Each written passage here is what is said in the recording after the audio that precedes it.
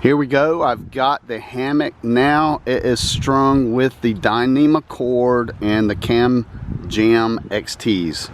I've got the Dyneema cord tied to the CamJam XT right here with a uni knot,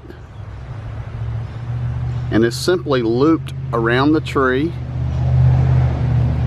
and right there is the carabiner coming off the hammock. The cool thing about this setup is no knots.